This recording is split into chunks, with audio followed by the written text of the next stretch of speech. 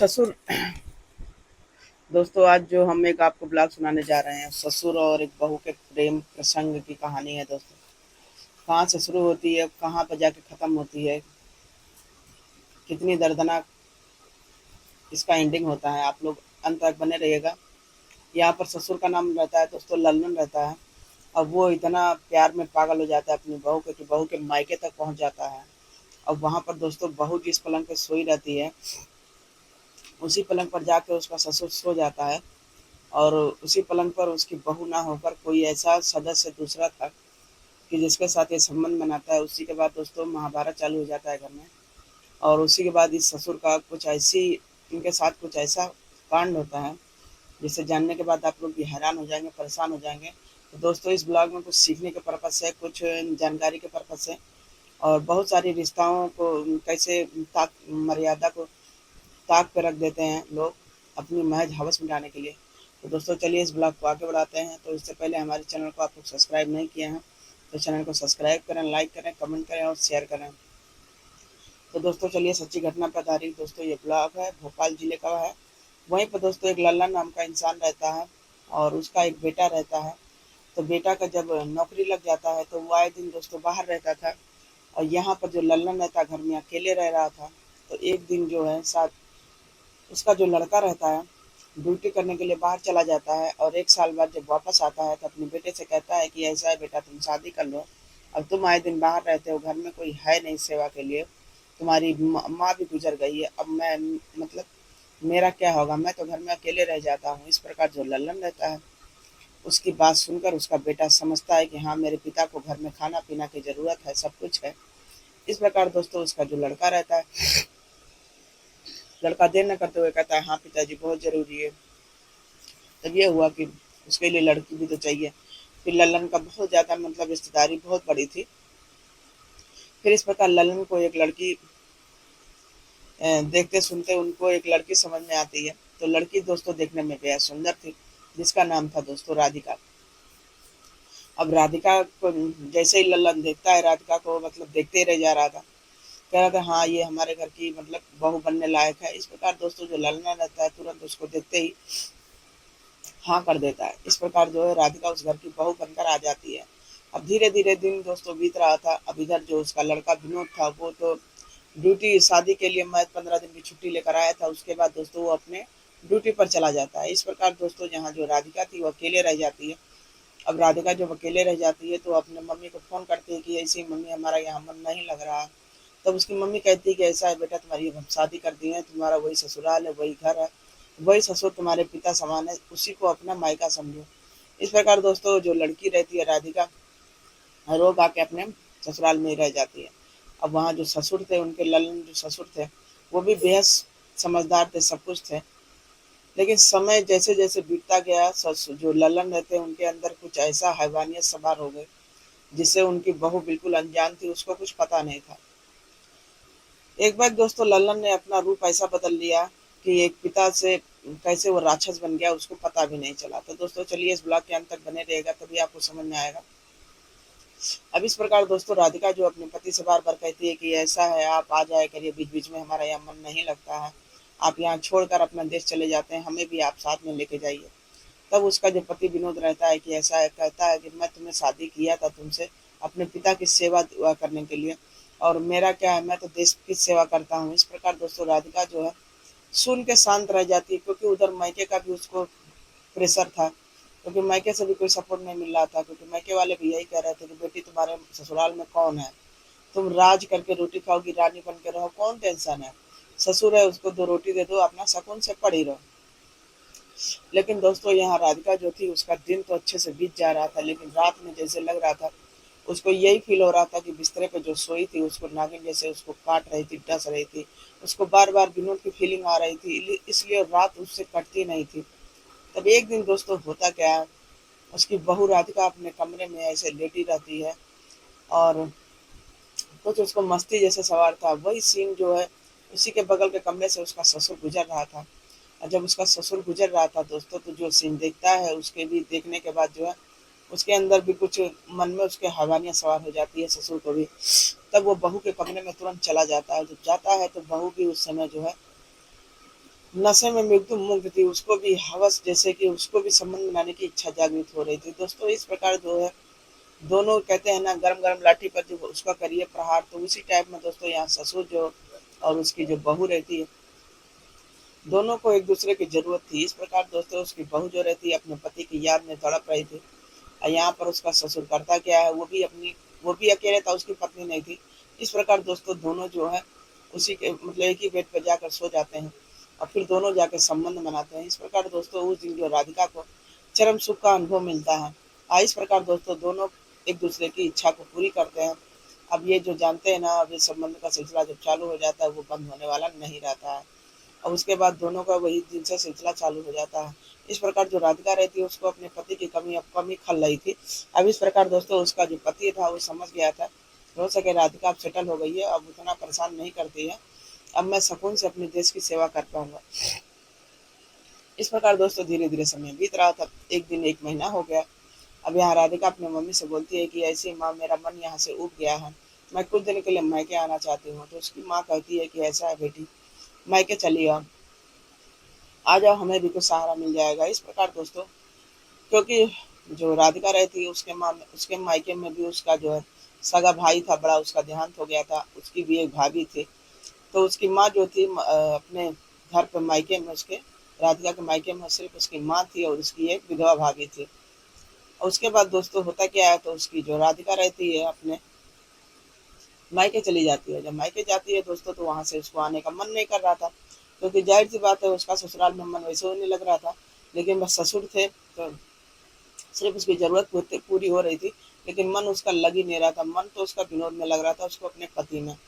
इस प्रकार दोस्तों जो है वो एक महीना हो जा रहा था। अब यहाँ इसका ससुर उसकी याद में तड़प रहा था, क्योंकि वो अपनी बहू के साथ संबंध बना लिया था, इसलिए उसको बहू की इच्छा बार बार हो रही थी। इस प्रकार दोस्तों जो है एक दिन बहू करता क्या है, उसको फोन करता है। तो उसकी बहू कहती है कि ऐसा ससुर पिताजी अभी मेरा मन नहीं हो रहा है, और मेरा जब मन होगा तो हम आ जाएंगे। इस प्रकार जो उसका बहू ससुर रहता उसको खाने पीने की दिक्कत हो रही थी।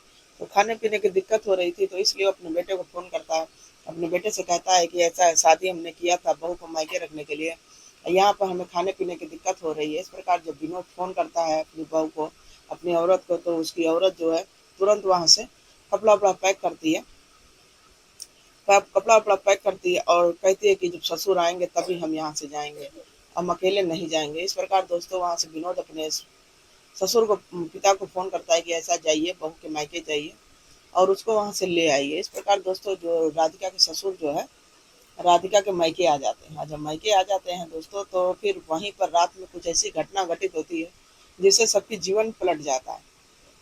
फिर दोस्तों वहां पर अब यहाँ ससुर को तो खाने की इच्छा थी नहीं, उसको तो दूसरा खाना चाहिए था। इस प्रकार जैसे ही घर में जाता है वैसे ही कहता है मेरी बहू नहीं दिख रही। इस प्रकार उसकी सास सोचती है कि वाह कितना ससुर मानता है, आते ही अपनी बहू को खोज रहा है। अब इस प्रकार दोस्तों उसकी माँ बोलती है कि बहू जो है आपकी बहू जो है हमारी बहू के कमरे में है, मतलब अपनी भाभी के कमरे में है। इस प्रकार दोस्तों वो धीरे धीरे ससुर जो है बहू के कमरे में जाता है, और जब जाता है दोस्तों तो वहां पर शाम का वक्त रहता है। इस प्रकार दोस्तों जैसे वो बहू के कमरे में जाता है दोस्तों, उसी के बेड पर सोचता है कि मेरी बहू है, तुरंत दोस्तों देर न करते हुए आपा खो देता है और उसी बहू के बगल में वो लेट जाता है।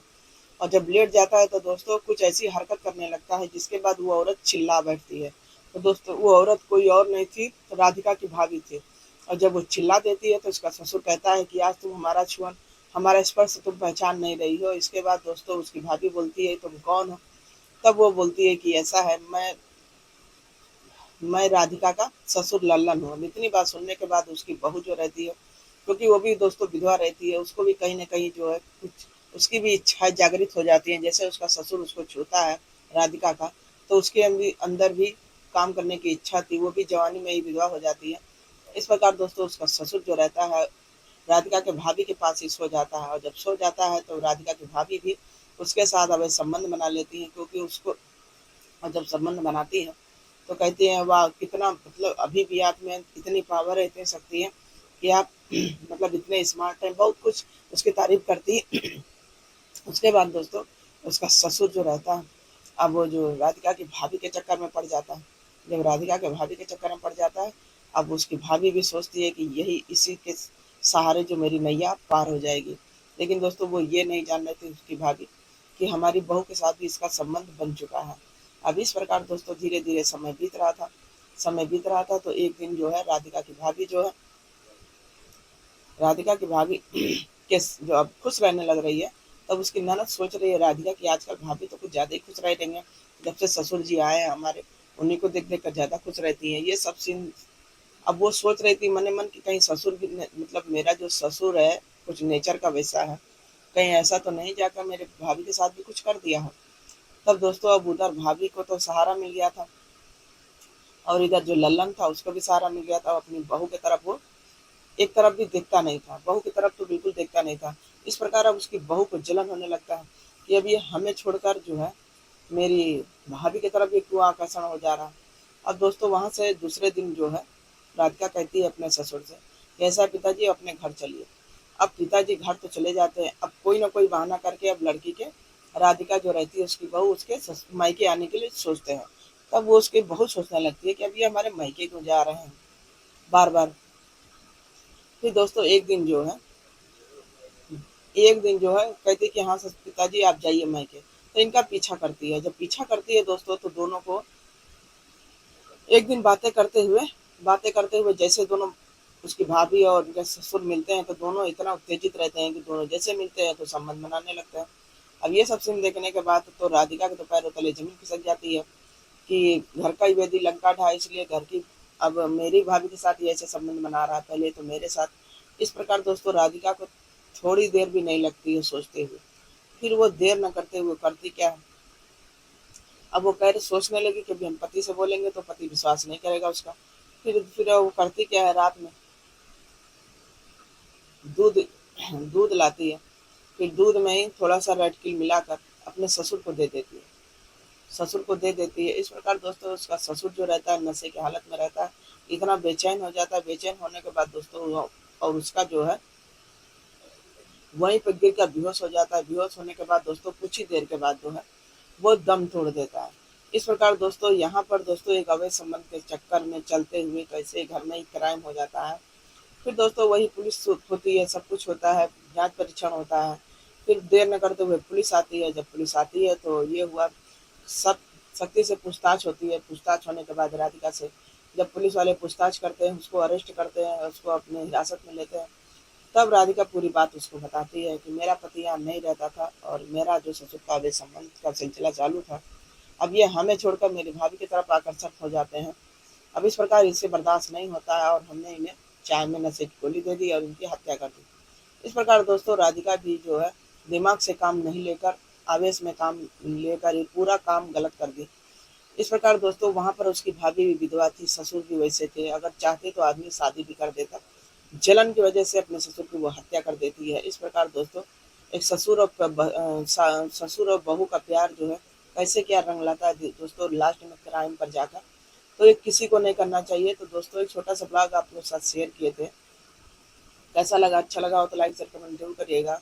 तो दोस्तों कभी भी कोई काम आवेश में गुस्से में आकर नहीं करना चाहिए, दिमाग से ही लेना चाहिए क्या सही है और क्या गलत है। लेकिन बहुत लोग गुस्से में ही आके करते हैं, तभी तो दोस्तों दुनिया में क्राइम आजकल बढ़ रहा है। तो दोस्तों हमारा इस ब्लॉग को सुनाने का मकसद किसी को मन को आघात नहीं पहुंचाना था, चोट नहीं पहुंचाना था। बस दोस्तों आपको जागरूक करना था कि सावधान रहें, सतर्क रहें, सुरक्षित रहें, क्योंकि दुनिया में बहुत क्राइम हो रहा है।